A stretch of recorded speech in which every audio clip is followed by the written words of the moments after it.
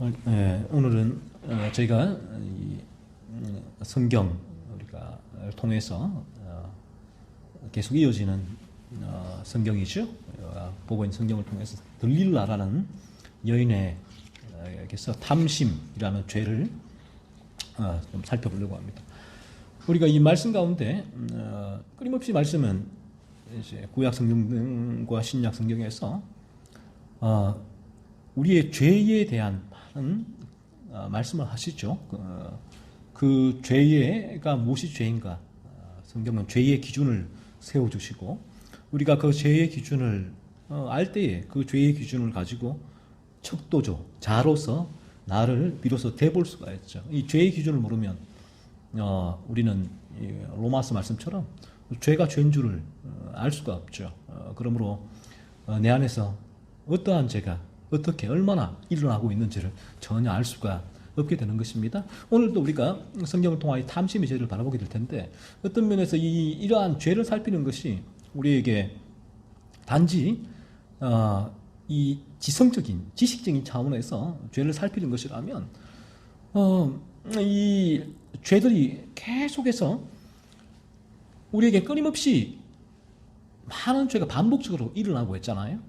그러니까 성경에도 이 많은 죄들이 반복적으로 계속 말씀되고 있는데 단지 이 죄를 지식적인 영역으로 우리가 접하고 대하게 되면 이 성경에서 삼손의 탐심, 들릴라의 탐심, 또 모든 여러 이들의 탐심을 말해보게 될 때 저희는 성경의 구절을 나올 때 그 탐심에 대해서 끊임없이 얘기를 할 텐데 그렇게 되어지면 그 부분이 인포메이션이 되죠. 정보. 나는 탐심에 대해서 다 아는데 그만 얘기해도 되지 않겠냐라고 이제 우리 마음에 그런 이제 물음이 올라오게 되겠죠. 하지만 이 성경은 제가 늘 말씀드리지만 인포메이션이 아니에요. 정보가 아니에요. 이 부분이 정보가 되어지면 그리스도의 십자가에 대해서 매번 십자가에 대해서 얘기를 하게 되어지면 스톱. 저는 다 알아요. 이제는 그만하셔도 돼요. 라고 얘기를 하겠죠. 그렇지만 이 성경은 이 교리, 이 정보, 성경은 더 이상 이 정보가 아니고 인포메이션이 아니라 우리에게 생명이죠. 생명. 성경의 이 진리라고 하는 진리는 생명이기 때문에 저희가 늘 밥을 먹잖아요. 늘 식사를 삼시세끼를 하는데 아침에도 늘 식사를 하는데 똑같은 밥을 삼시세끼 이제 그만 먹자 하는 거 똑같거든요. 나 밥을 다 알아 하는 거. 나는 밥을 이 뭐 탄수화물, 뭐 성분, 뭐 이 반찬의 내용도 뭐로 구성되어 있고 어떻게 요리하는지 다 아니까 이제 그만 차려주세요. 저 그만 먹을래요 하는 것과 똑같단 말이죠. 그래서 저희가 이 밥을 먹지 않고는 생명을 유지할 수가 없죠. 똑같습니다. 이 진리도 마찬가지인데 그래서 제가 청교도 서적을 읽을 때마다 참 놀랍죠. 그 책을 읽을 때마다 내 마음을 두드리고 때리고 은혜를 공급하고 죄를 살피게 하고 거룩을 추구하게 하고 그리스도 예수의 십자가를 바라보게 하고 하나님의 그 구원계의 거룩하신 하나님을 늘 읽을 때마다 예레미야가 얘기했습니까? 아침마다 새롭고 새로우니 늘 새롭도다라는 말씀처럼 우리에겐 생명이기 때문에 그래요. 그래서 오늘도 우리가 이 죄를 바라보면 탐심을 얘기하고 다음 주에도 얘기할 수 있단 말이에요. 이 성경에서 이 성경에 나오는 인물이 탐심의 죄를 범할 때 그 다음 주에도 탐심을 얘기할 때 이 탐심이란 이 죄들이 또 어떤 부분을 거짓말을 계속 얘기할 때 또 거짓말이 연속적으로 그들을 통해서 우리에게 전해질 수가 있는데 거짓말의 죄에 대해서 우리가 당면한 현장에서 삶 가운데 우리에게는 끊임없이 이런 죄가 일어나기 때문에 끊임없이 똑같은 이 성경에 나오는 인물들을 통해 하나님의 거룩의 기준에 벗어나는 죄를 계속해서 우리에게 얘기할 필요가 있죠. 그래서 이 부분이 우리를 생명으로 이끌어가고 마침내 이 부분은 정보, 인포메이션이 아니라 라이프, 생명이기 때문에 그런 것입니다. 이 탐심은 인간에게 있어서 이 죄악된 본성 가운데 태어난 모든 자연인 인간에게 탐심은 너무나 자연스러운 부분이죠. 그래서 당신 왜 이렇게 탐심이 많습니까? 라고 할 수가 없다는 거예요. 그 부분에 있어서. 왜? 자연스러운 거니까 탐심 자체가. 이 탐심은 들릴라 뿐만 아니라 모든 인간에게 강력한 영향력을 미치는 죄입니다. 그래서 우리가 들릴라를 통하여 우리 안에도 존재하는 이 탐심의 죄, 내 안에도 이 탐심의 죄가 존재한단 말이에요. 그래서 우리의 상태에 따라서 어떤 이는 탐심의 죄가 지배하고 있고, 그럼에도 불구하고 그 탐심의 죄를 모르는 상태가 있고, 어떤 이들은 탐심의 죄를 아는데 벗어나고 싶은데 이 탐심의 죄가 지배해서 벗어날 수 없는 그런 상태에 있는가 하면, 또 어떤 이는 이 탐심의 죄가 유혹이죠. 유혹에서 순간순간 이 탐심의 죄에 넘어지고 탐심의 죄와 지금 분투하고 있는 그런 상태에 있는 이들도 있다라는 것입니다. 이 탐심의 죄가 그러므로 우리 모든 인간에게 탐심의 죄는 오늘날에도 강력하게 영향을 미치고 있다. 그 옛날 수천 년 전에 들릴라를 통해서 이 수천 년 전에 살다 간 인물이지만 이 들릴라도 동일하게 이 죄는 똑같거든요. 그때나 지금이나 아담이나 우리나 범한 죄는 똑같단 말이에요. 아담이 선악과를 알게 하는 과실을 먹고 범한 죄가 원죄인데 그 죄가 물려지니까 오늘날도 우리가 똑같죠. 그러니까 가인이 아벨을 시기하고 미워해서 죽인 그 죄나 내 마음 가운데 다른 형제에 대해서 미워 죽겠는 걸 어떻게 해요? 죽이고 싶은 그 죄가 일어나는 그 죄는 똑같단 말이에요. 그래서 성경은 하나님의 기준이기 때문에 성경은 변치 않아요.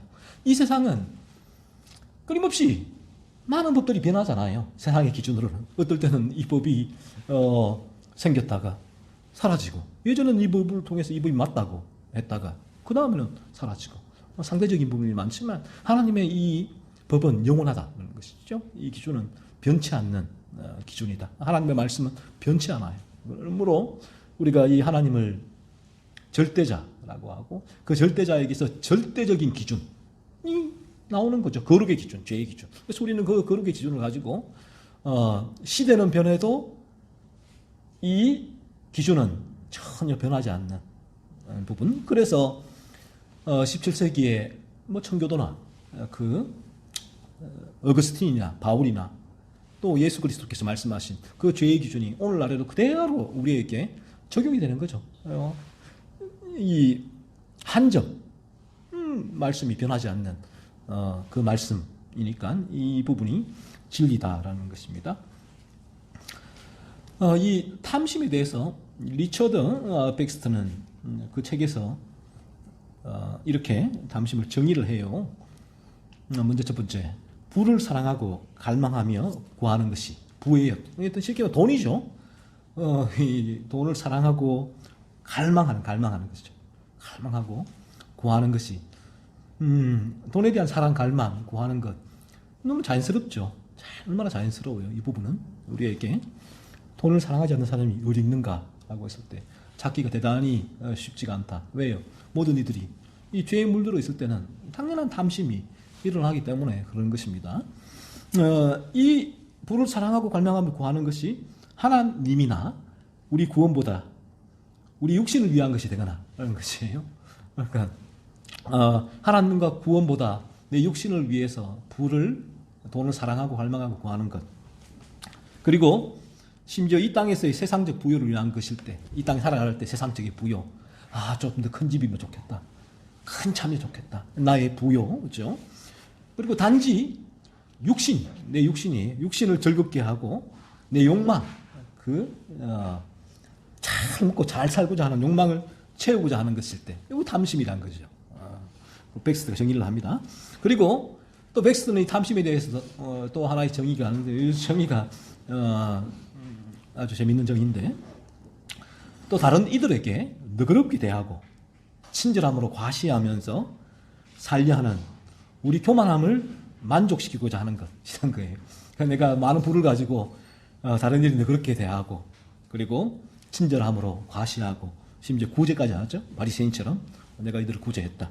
그렇게 살려하는 우리 교만에서 나오는 부분들을 만족시키고자 하는 거. 이것도 탐심이다라는 것이 그리고 그 영광 가운데 우리의 위대함을 보이고자 하고 심지어 자기 타인을 자기 뜻대로 제어하고자 하는 것. 이 돈 가지고 오늘날 타인을 내 뜻대로 제어하려고 하는 경우가 얼마나 많습니까?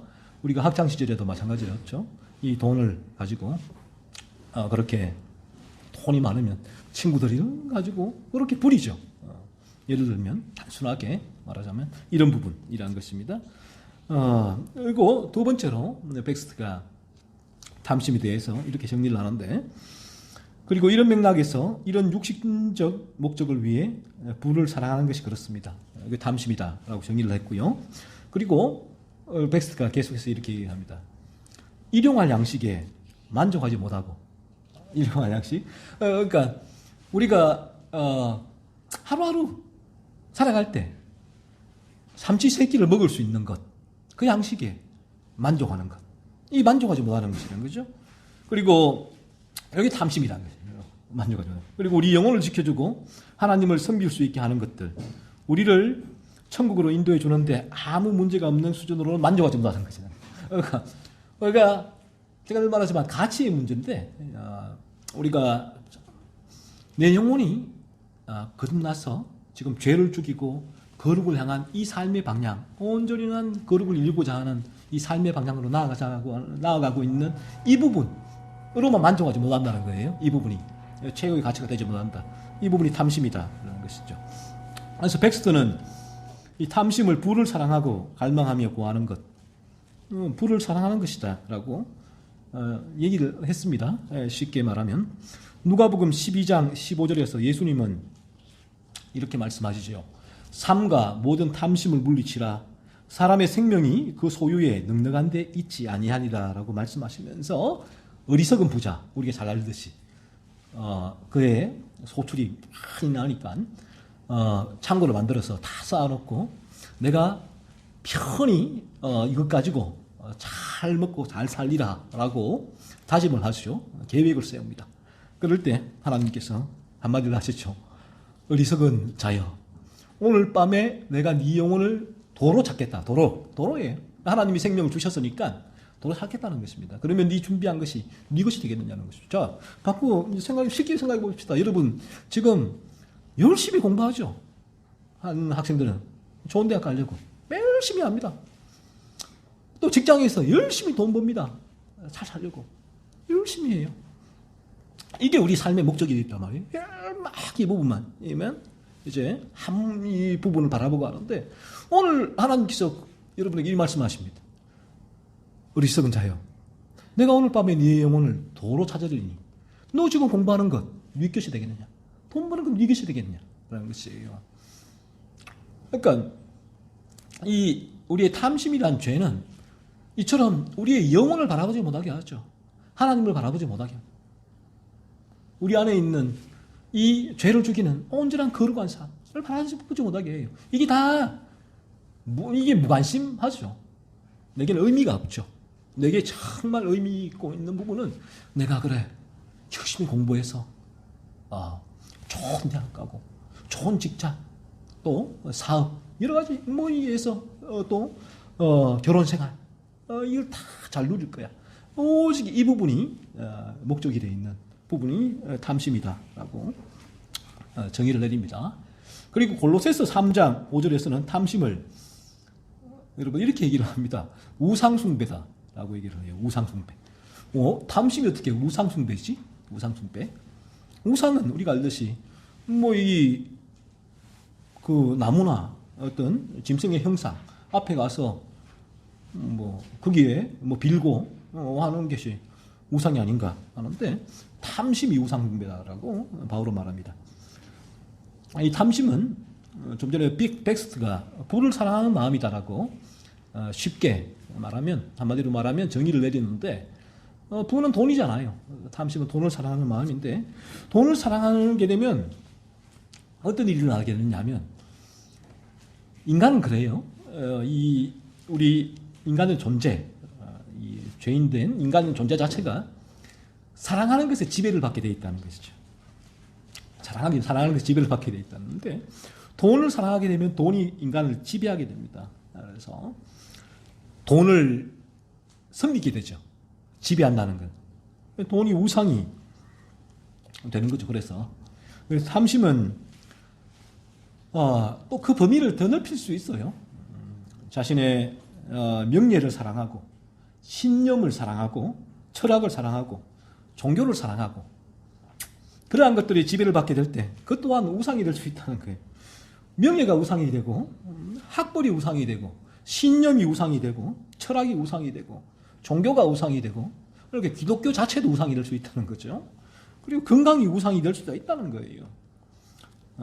이 비단, 이 돈을 넘어서서 돈을 추구하지는 않지만 그러한 여러분들 뭐 우리 주변에 보세요. 그 신념과 명예와 철학을 위해 죽는 사람들도 많잖아요. 목숨을 내놓은 사람들 많아요. 종교를 위해 죽잖아요. 이 이슬람에서 IS를 비롯한 그 과격한 그들을 보십시오. 종교 위해서 뭐 자살폭탄 테러도 그렇게 쉽게를 합니다. 그래서 이 인간은 자신이 사랑하는 것에 지배를 받게 되고 그 사랑하는 것이 지배를 하게 되어지면 그것을 섬기게 되고 그래서 그것이 우상이 되는 거죠. 그래서 예수님께서 하나님과 재물을 겸하여 섬길 수 없다는 말씀이 그 말씀이에요. 인간은 사랑하는 것에 지배를 받게 된다는 것이죠. 그러니까 하나님과 재물을 동시에 그 지배를 받을 수가 없다라는 것이죠. 나는 재물을 사랑하는 돈을 사랑하는데 하나님 또한 사랑합니다 라고 오늘날에는 대부분 이렇게 말을 하잖아요. 돈도 사랑하지만 하나님도 사랑해요 이렇게 말하는데 우리 주님은 그렇지 않다는 거지. 우리 주님은 하나님과 재물을 겸하여 섬길 수 없다. 그러니까 이 재물은 중성인데 중성이에요. 이런 탁자처럼 재물 자체가 뭐가 아무런 의미가 무의미한 것들이잖아요. 돈다발 자체가 중성인데 그럼 이 재물이 생명이 없는 게 어떻게 나를 섬기느냐는 거예요. 나를 지배하는 것이죠. 어떻게 우상이 되냐는 것이죠. 우상은 인격이 들어가 있다는 얘기거든요. 나를 지배한다는 건데. 그래서 이 하나님과 재물이라 할 때 재물을 헬라어로 만몬으로 성경은 씁니다. 만몬이 돈의 신이에요. 신. 하나님, 인격체인 하나님이나 아니면 인격체인 돈의 신에 인간은 지배를 받게 되는 것이죠. 그래서 성경은 이 탐심을 우상숭배라고 얘기를 하는 것이죠. 정확하죠. 이러한 탐심으로 인하여 우리에게 돈을 하나 예를 듭시다. 탐심에. 오늘 들릴라가 돈을 사랑했으니까. 이 돈이 우상이 되는 순간 인간의 삶은 어떨까요? 인간은 그 우상을 위해 살아가게 돼요. 돈을 위해 살아가게 됩니다. 그가 돈을 벌기 위하여 행하는 모든 일은 정당화돼요. 정당화. 돈을 사랑하니까, 돈의 지배를 받으니까, 돈이 최고의 가치니까, 그가 돈 벌기 위해서 하는 모든 일은 옳은 겁니다. 오늘날 여러분 뉴스를 보십시오. 발생하는 사건의 대부분이 무엇에 관련되어 있습니까? 돈에 관련되어 있죠. 돈이 단초가 되어서 폭행, 살인, 강도, 온갖 범죄가 일어나게 됩니다. 돈이 없으면 일어나지 않을 수많은 범죄가 일어나게 되죠. 그래서 저는 말합니다. 가정에 모아둔 돈이 없으면 행복할지어다. 복될지어다.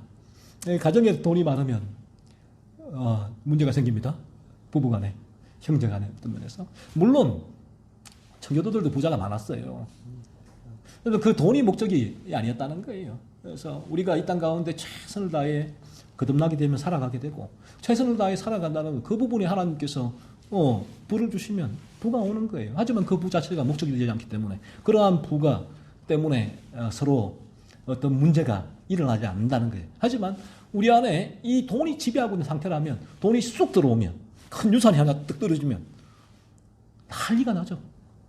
그때는 부부, 형제 보이질 않아요. 돈이 문을 다 가려버려요. 저거 어떻게 하면 하나 없앨까? 3등분 하는데 2등분만 해도 와 내게 이게 몇 억이 떨어지는데 이제 이렇게 눈이 뒤집혀지죠.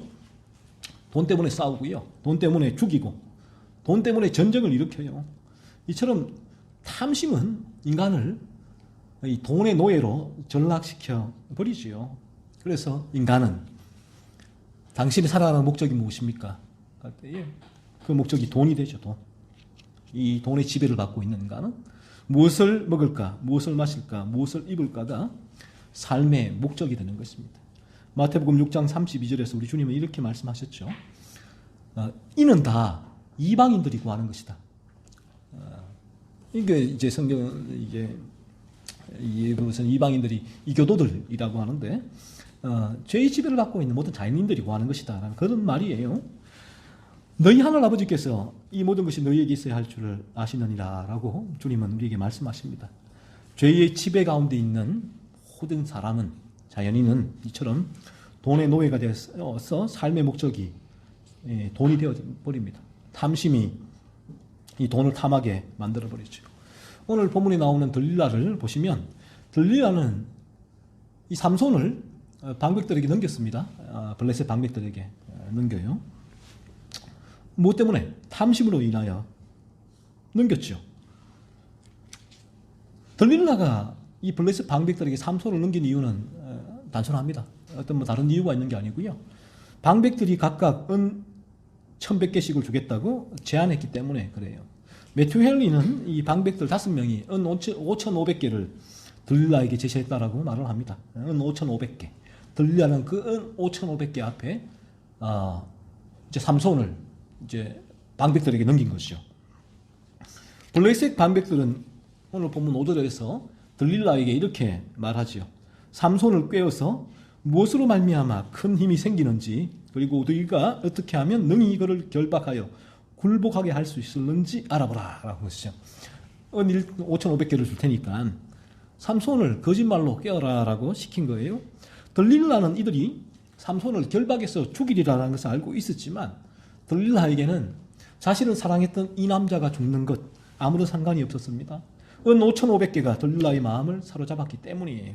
은 5,500개를 탐하는 마음이 들릴라를 온통 지배해버렸죠.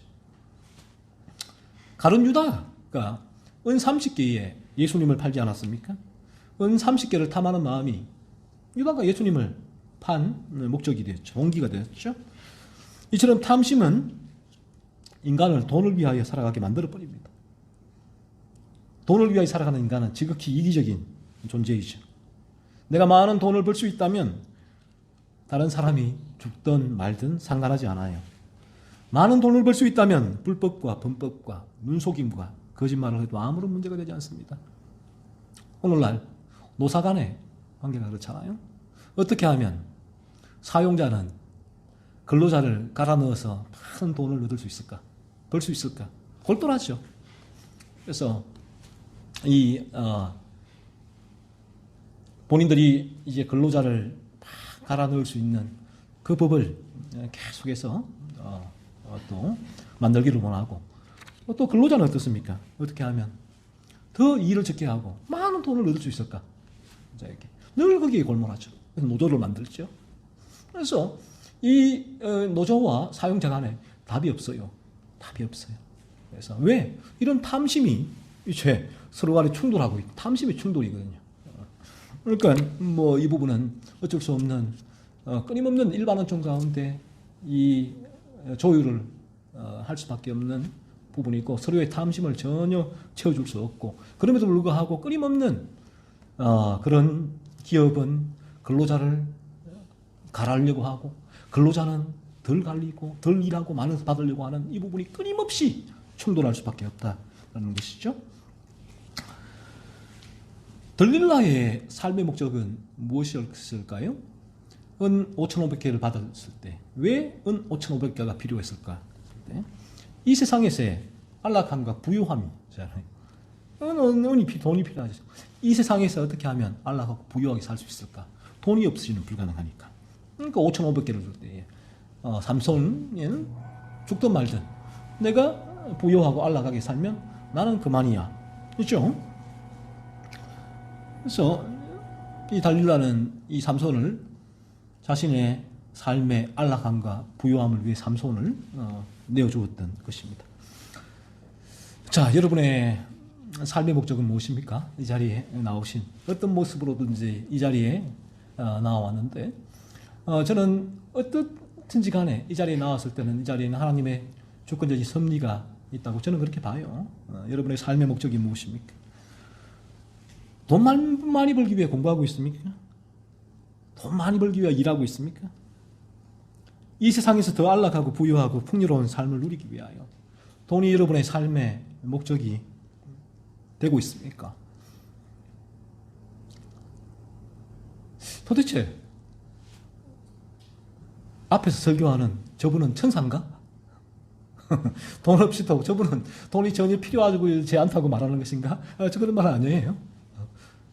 전혀 돈 없이는 살 수가 없죠. 이 땅 가운데. 제가 드리는 말은 그 말씀이 아니에요.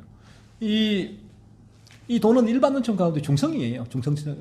아무런 이제 인격이 들어가지 않는 부분이에요. 일반 은총 가운데 우리에게 필요한 부분이에요. 그러니까 하나님 주님께서도 일용할 양식을 위해 구하라고 말씀하고 있잖아요. 일용할 양식이 뭐예요? 돈이잖아요. 일용할 양식을 위해 구하라고 말씀하고 있지. 이 부분 다 필요 없어. 그러니까 이렇게 되면 이원론적이 사고 어디로 갑니까? 인간이. 수도원 올라가야죠. 이 땅을 다 벗어나야죠. 그렇지가 않습니다. 우리에게 마땅히 인간이라는 존재, 하나님께 창조하신 인간 존재가 구해야 할 바, 걸어가야 할 바, 최고의 가치에 대한 물음이에요. 이 자체가. 부분이죠. 성경은 우리에게 삶의 목적이 돈이 되어 있다라면 그 부분을 탐심이라고 말하고 있어요. 그 부분을 죄라고 말씀을 합니다.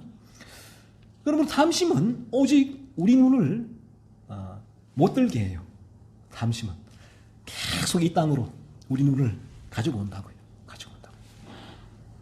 죽기도 싫어요. 그러니까 죽음 자체를 두려워하죠. 왜? 이 땅 우리 눈을 계속 여기 고정시키니까. 이 탐심이 하는 역할이란 말이에요. 그러니까 우리 눈을 이 땅에 계속 끌어내리니까, 고정시키니까 저 영원한 천국을 바라볼 수가 없죠. 바라볼 수가 없어요.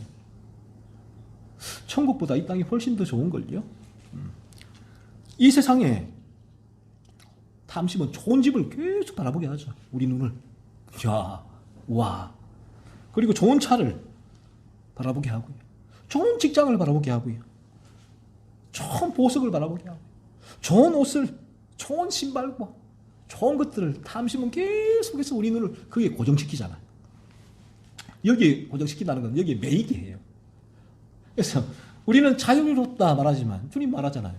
너희는 사탄의 노예다. 죄의 노예되겠다. 우리가 유대인들이, 바리새인들이 노예가 된 적이 없는데 당신이 어떻게 우리에게 노예가 되었다고 말하고 있습니까? 라고 얘기를 하죠. 이 인간의 모습이에요.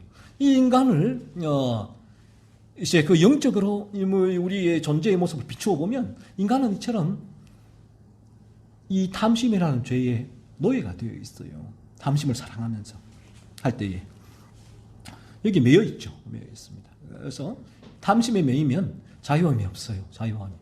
그러니까 늘 여기에 땅을 바라보면서 땅이 바라보는 것들을 못 얻으면 여기에 전전긍긍하는 거죠. 어이구 어떻게 살까? 어이구 어떻게 살까? 두려워 죽겠네. 어떻게 여기에 막 이게 자유할 수 없어요. 노예가 되어 있으니까. 근데 이 부분에 있어서 가진 것이 별로 없더라도 벗어나게 되면, 자유하게 되면, 이 매임에서 벗어나게 되어지면 그때야 비로소 담대해지고 자유로움이 오죠. 가진 것이 없어도. 그래서 우리에게 이런 모든 인간에게는 이 탐심은 너무나 자연스러운 삶이다라고 저는 이제 말씀드리는 거고요. 그래서 이 부분에 있어서 왜 당신은 탐심을 가집니까? 라고 정죄를 하는 것이 아니고 너무나 자연스러운 우리의 삶이다. 하지만 이 부분은 죄에서 비롯되는 것이다. 그러므로 우리는 성경의 기준으로 그 탐심의 나의 죄를 찾아내야 되고, 그러면 어떻게 여기서 이 부분이 해결될까 했을 때에 여기서 벗어날 수 있는 유일한 길은 예수 그리스도라는 부분이죠. 그래서 내가 탐심에서 하나님 어떻게 벗어날 수 있습니까? 내 눈을 여기에 고정되지 않게 하시고 내 눈을 좀 들어서 하늘을 바라볼 수 있게 해주옵소서. 어떻게 이것이 가능하겠습니까? 하나님 아버지 했을 때에 성경은 말씀하죠. 그리스도 예수께로 나아오라. 오직 그리스도 예수를 믿을 때에 너 눈을 땅에 고정시키는 그 탐심에서 벗어날 수가 있느니라 라고 성경의 진리는 우리에게 말씀하고 있습니다. 그렇게 우리가 그리스도를 붙들게 될 때에 우리에게 가장 최고의 관심은 죄를 죽이는 온전한 거룩한 삶이 되죠. 더 이상 돈이 우리를 지배하지 못한다. 탐심이 우리를 지배하지 못한다. 탐심은 유혹을 해요. 끊임없이. 제게도 끊임없는 얼마나 많은 탐심이 유혹을 하는지 몰라요. 날마다.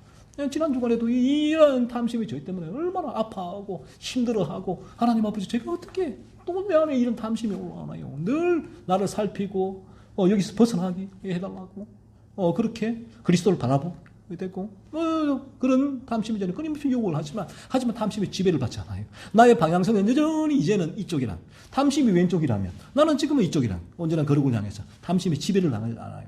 탐심이 나를 이제 발을 걸어서 넘어뜨리기는 하죠. 이 길을 가면서 방향성이 여기인데 넘어지기는 해요. 하지만 또 툭툭 털고 또 내게는 이 길을 걸어가요. 전혀 이 땅 가운데서의 이러한 탐심이 더 이상 우리에게는 삶의 목적이 되지 않는다라는 것입니다. 그렇게 보시면 성경의 많은 구절들이 비로소 조금 이해가 되죠. 그전에는 이게 이해가 안 돼요. 이 말씀 자체가. 어떻게 이런 일이? 라는 물음밖에 안 생겨요. 왜? 내 삶하고는 전혀 다르니까. 내가 예수를 믿고 교회에 나가고 어릴 때부터 모태신앙으로 교회에 가서 뭐 세례 입교 다 받고 충성되게 봉사했는데 근데 여전히 내 안에는 탐심이 살아 숨쉬는데 그런데 어떻게 이렇게 탐심 벗어나는 삶이 가능합니까? 라는 물음이 나올 수밖에 없단 말이에요. 그래서 히브리서에 11장 24절에서 26절은 이렇게 말씀을 하는데 믿음으로 모세는 장성하여 바로의 공주의 아들이라 칭함받기를 거절하고 도리어 하나님의 백성과 함께 고난받기를 잠시 죄악의 낙을 누리는 것보다 더 좋아하고 그리스도를 위하여 받는 수모를 애굽의 모든 보화보다 더 큰 재물로 여겼으니 이는 상주심을 바라봄이라. 이게 어떻게 가능한 거예요? 이게 도저히 나는 이 부분은 모세니까 가능하겠지. 이해가 안 되죠. 이 말씀 자체가. 그런데 우리 안에 이 진리가 들어오고 생명이 들어오게 되어지면 탐심이 나를 지배하지 않게 되어지는 그 상태를 내가 경험하게 되어지면 이 부분이 뭔지를 조금씩 경험적으로 알아가게 되죠. 어떻게 이런 일이 가능할까요? 거듭날 때 가능하다는 것입니다. 죄를 죽이는 거룩한 삶에서는 이런 일이 일어나게 되죠. 엄청난 변화가 아니겠습니까? 더 이상 이 세상에 끝에 지배를 당하지 않는 나를 붙들고 있는 것들의 끈을 끊고 내가 홀홀 날아다니는 그 자유함을 누릴 수 있다는 것이죠. 그래서 그는 이제 이 세상의 삶이 허무하다는 걸 알아요. 뭐 허무주의자, 회의론자가 아니에요. 이 삶의 본질에 대해서 아는 거기 때문에 그래요. 이 삶 자체가, 우리의 인생 자체가 참 허무하다라는 것을 알아요. 그러면 인생이 허무하고 또 이 가치가 없기 때문에 그러면 내가 여기서 더 이상 살 이유가 뭐가 있냐? 그래서 목숨을 극단적 선택을 하는 게 허무주의자, 회의주의자, 그런 마지막 결론이잖아요. 이 땅에서 살 이유가 없는데 허무한데 늘 힘들어 죽겠는데 내가 더 이상 살 이유가 없어. 자, 우리 이 진리가 들어 거듭나게 되어질 때도 동일합니다. 이 세상의 본질, 우리 인생의 본질을 보게 되는데 성경은 우리의 인생이 나그네 길이다, 고생길이다 라고 말씀을 하고 있단 말이에요. 너무 힘들단 말이에요. 우리 인생길이. 너무 얼마나 많은 힘들고 어려운 일들이 우리 앞에 놓여져 있는 줄 몰라요. 그리고 수많은 그래서 이 세상에 세상이 말하고 있는 쾌락과 부와 명예와 그 세상의 가치 모든 것들이 내게는 더 이상 추구할 가치가 되지 않기 때문에 별 큰 의미가 없죠. 큰 의미가 없어요. 그럼에도 불구하고 나는 이 부분에 허무하고 의미가 없기 때문에 난 더 이상 이 세상의 삶을 살지 않을 거야, 포기할 거야가 아니에요. 그래 불구하고 이게 아이러니인데 그럼에도 불구하고 내게 주어진 지금 이 자리에서 이 삶을 최선을 다해 사는 거예요. 내가 이 세상에 이 삶 자체가 허무하다, 헛되고 때문에 헛되니 모든 것을 헛되다 잘 알고 있지만 지금 이 시간 이 설교를 열심히 하는 거예요. 하게 되는 거예요. 열심히 사는 거예요. 최선을 다해 사는 거예요. 이 부분이 우리 안에서 작동하는 그런 새로운 본성이 일으키는 일이죠. 이 세상의 본질, 허무함은 알지만 그럼에도 불구하고 이 세상에서 내게 맡겨진 일들을, 주어진 일들을 내 생명이 다하는 한 최선을 다해서 살게 되는 것. 이런 아이러니가 우리 가운데 일어나게 되고, 이런 아이러니가 아주 하모니를 내 안에서 아무런 모순 없이 이루어지게 돼요. 그래서 우리가 이 세상에 가치 있다고 하는 걸, 모든 것을 다 가져보지 못해도 허무하다는 사실을 알게 돼요. 내가 직접 경험하지 못해도 이 부분은 그 부분들을 알게 되는데, 그래서 전도자 솔로몬이 다 누려봤잖아요. 당시에 온갖 부와 명예와 권력과 모든 것을 다 누린 그 솔로몬의 고백이 헛되고 헛되니 모든 것이 헛되도다라는 고백이었죠. 솔로몬은 이 세상의 허무함과 무상함을 다 누려보고 경험적으로 이제 고백을 했습니다. 세상은 탐심을 통해서 우리에게 요구를 하죠. 세상은 그래요. 세상이 주는 정신이에요. 세상의 정신은 왜? 이 세상의 이 가치 기준이니까, 이 부분이 세상이 우리를 지배하는 방식이니까. 어두운 영이죠. 성경의 에베소서에도 이 어두움이 우리를 지배하는 방식은 이 부분이에요. 돈을 사랑하라고 하지. 너 그거 없으면 어떡할래? 어디 가도 대접도 못 받아. 어떻게 살아갈래? 돈을 추구하라고 해요. 돈을 섬기라는 삶을 살라고 세상은 요구를 합니다. 누가 말했나요? 내 본성이 얘기를 하잖아. 본성이. 그리고 마치 우리가 이 세상에서 죽지 않을 것처럼 돈을 긁어 모아서 쌓아놓으라고 말을 해요. 세상은. 모아놔.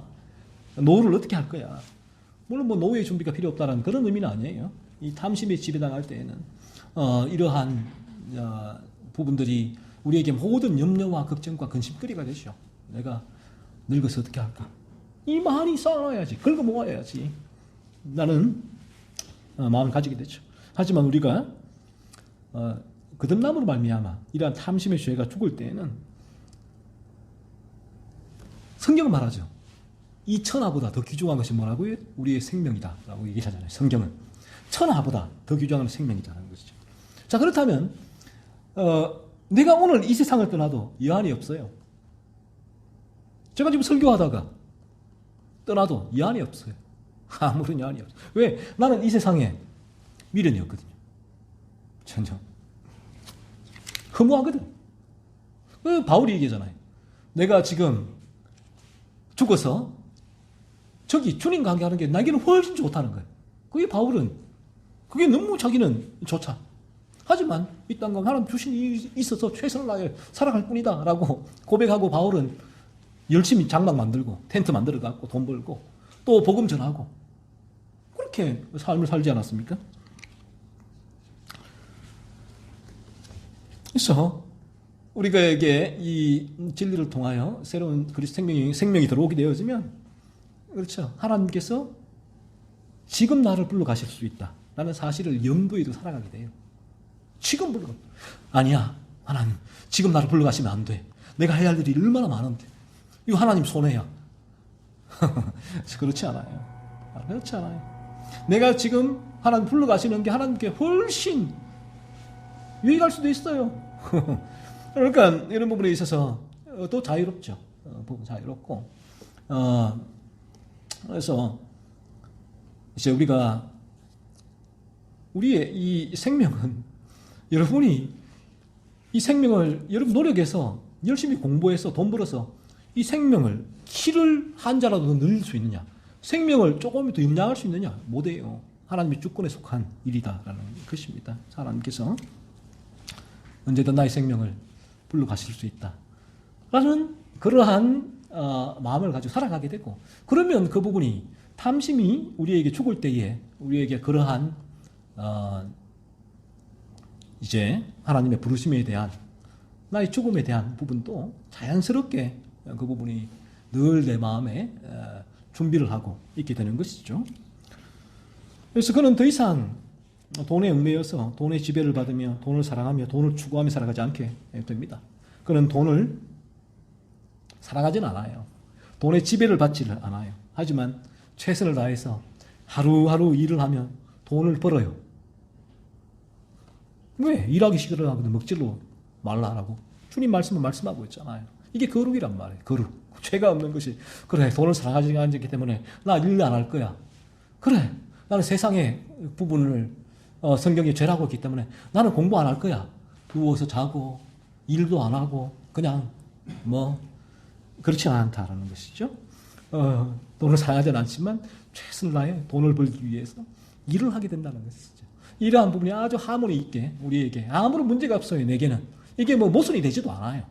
왜? 자연스러운 내 본능이니까 나오는 거니까. 그래서 그는 이 부분이 어디까지 계속 다 맞물려 돌아가는데, 기어처럼 막 맞물려 돌아가는데, 예전에는 탐심이 나를 지배할 때는 사람이 돈으로 보여요. 야, 저 사람은 돈 많은 사람, 돈 적은 사람. 그 돈 많은 사람은 어떡하게? 그러니까 겸손해지죠. 돈 없는 사람에는 우쭐해지죠. 이게 사람과의 관계도 이제 또 변화가 오게 되죠. 그래서 이 세상이 어떻습니까? 돈 있으면 어디 가도 대접받아요. 돈 없으면 어디 가도 대접을 받지 못해요. 이 세상. 이 세상의 가치 기준이다.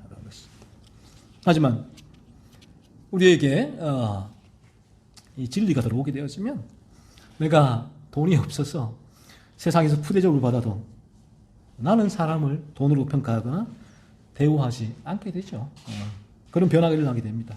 그래서 그를 이제 그 사람을 그든남의 관점에서 바라보게 되죠. 과연 그가 그든 맞는가? 하연 그 사람이 죄에 대해서 아파하고 죄를 살피고 있는가 하는 부분이 그 사람과의 관계성에 모든 맺는 기준이 돼요. 그전에는 돈이 그 사람에게 있어서 돈이 관계성의 기준이 되었다면 이제는 사람을 바라보게 될 때에 정말 저분이 그든 맞을까? 지금 죄를 아파하고 죄를 죽이는 거룩한 삶을 살고 있을까? 죄를 돌이켜볼까?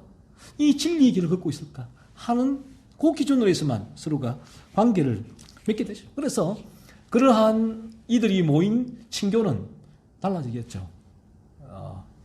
세상의 기준으로 끊임없이 과시하거나 자랑하거나 나의 지성, 지식, 부를 드러내거나 하지는 않겠죠. 그들의 관심이 그거니까 어떻게 하면 내 안에 있는 그 죄를 찾아내고 죄를 죽이는 거룩한 삶을 살고 있을까 하는 부분이 서로의 관심사가 되는 것이겠죠. 들릴라의 마음을 5,500개가 지배하게 되니까 들릴라는 보이는 것이 없었습니다. 눈이 돌아가 버렸죠. 삼손을 블레셋 방백들에게 넘기지 않고는 만족함이 없었습니다. 왜? 넘기지 않으면 5,500개가 내 손에 들어오질 않으니까. 그래서 쭉 제가 오늘 다 읽지는 않았지만 쭉 여러분 한번 이제 16장을 읽어보십시오. 들릴라가 얼마나 집요한지. 이 탐심 인간이 지배할 때 인간은 이처럼 내가 돈을 얻기 위하여 그러한 내 삶에 집요해져요. 집요해. 돈을 얻기 위해서. 집요하게 물고 늘어지고 거짓말을 했고 마침내 삼손을 그들에게 넘겨줬죠. 넘겨주고 자신의 탐심을 채웠습니다. 탐심의 죄는 우리의 삶을 이처럼 돈에 지배당하게 합니다. 돈을 위하여 모든 삶을 살게 하고 모든 관계를 유지하게 하고 모든 사람과 사물을 돈으로 평가하게 하죠. 자, 여러분에게서 이 부분은 이 성경은 탐심의 죄라고 말씀합니다. 이러한 죄를 찾아내십시오. 살피십시오. 여러분이 돈을 위하여 살아가고 있다면 여러분은 탐심의 죄를 짓고 있는 거예요. 성경은 이 부분을 죄라고 말씀하고 있습니다. 그래서 우리가 이러한 죄가 없다면 우리는 이 돈을 사랑하지 않을 거예요. 이 탐심이 우리를 지배하지 않을 거란 말이에요. 돈을 사랑하면 일만하게 뿌리라라고 바울이 디모데에게 얘기를 했잖아요. 그래서 우리가 탐심의 죄에서 벗어나게 되어지면 더 이상 돈은 필요해요. 그래서 돈은 우리가 일을 하겠죠. 하지만 돈을 위하여 살아가지는 않아요. 그리고 돈으로 사람을 평가하지는 않아요. 돈이 사람과의 관계성을 유지하거나 파괴하지 않게 돼요. 우리가 이런 말을 많이 들었죠. 가정에서도 부모님이, 연로하신 부모님이 재산이 있으면 절대로 내어놓지 마라. 마지막까지 계속 붙들고 있어야지 자녀가 효도를 한다. 조금씩 곶감 빼주듯이 내어줘라. 이 피를 나는 그런 자식과 부모의 관계도 이렇지 않습니까? 하지만 이 부분도 탐심의 죄가 작용하기 때문에 그런 거예요. 어쩔 수 없죠. 그래서 우리가 이 죄에서 벗어나게 되어지면 돈이 더 이상 서로 간의 관계성을 유지하거나 파괴하지 않게 하시오. 일용할 양식을 주시는 하나님의 주권을 믿게 되죠. 일용할 양식. 하나님의 그래서 최선을 다해서 하루의 삶을 살게 되고 그 삶의 근본적인 방향성은 돈이 아니에요. 거룩이 되는 것입니다. 죄를 죽이는 삶이 되는 것입니다. 다음 한 주간도 여러분 부지런히 이 탐심의 죄를 찾아내십시오. 계속 내 안에서 돈을 사랑하고 돈을 추구하고 돈을 지배하는 내 마음이 거기 지배당하는 이 죄를 찾아내시고 그리고 이 죄를 회개하십시오. 이 죄에서 벗어날 수 있는 유일한 길은 그리스도 예수께로 나아가 거듭나는 길이에요. 다른 방법이 없습니다. 아무리 돈을 닦고 이 땅을 벗어나 수도원에 그 수도원이 청빈 을 내세웠잖아요. 수도원이 아주 가난한 삶을 내세웠는데 탐심의 죄는 그러한 이 외딴 섬에 들어가서 청빈의 삶을 산다고 해서 죽는 것이 아니에요. 그렇게 수도원에 올라간 사람들이 어떻게 됐습니까? 나중에는 그 수도원에 더 큰 탐심의 죄가 넘쳐났거든요. 이게 이제 죄에 물든 인간의 모습이죠. 그래서 인간의 힘으로는 절대로 벗어날 수 없다. 불가능하다. 그래서 여러분이 탐심의 죄를 찾아내시고 이 죄에서 벗어날 수 있는 유일한 길이신 그리스도 예수께로 여러분이 나아가셔야 한다라는 것입니다. 우리가 거듭나게 될 때 그래서 우리에게는 이 죄의 유혹은 있지만 이 죄의 지배를 받지 않게 되어지고 이 죄를 죽이는 거룩한 삶, 이 땅이 아닌 저 천국을 위하여 살아가는 저와 여러분들이 될 수 있는 거예요. 그렇지 않으면 전혀 우리는 여기 있으니까 우리의 저 죽음 이후의 사후 세계에 대해서는 전혀 관심을 가질 수 없게 만드는 것이 탐심의 영향력이 되는 것입니다. 명심하십시오. 하나님께서 저와 여러분 위협이 아니라 성경이 말하는 실제니까 어리석은 자여 오늘 밤에 내가 네 영혼을 도로 찾아드니 네 예비한 지금 네가 준비하는 그 공부, 일, 건강 네 것이 되겠느냐 라는 이 말씀을 계속 여러분 마음에 새기시고 그래서 여러분의 죄를 탐심의 죄를 찾아내시고 이 죄에서 나를 건져달라 라고 간절히 소원하시면서 그리스도 예수께로 나아가시는 거듭남으로 어떻게 탐심의 죄가 내게서 벗어나게 되는지를 경험할 수 있는 저와 여러분들이 되기를 소원합니다.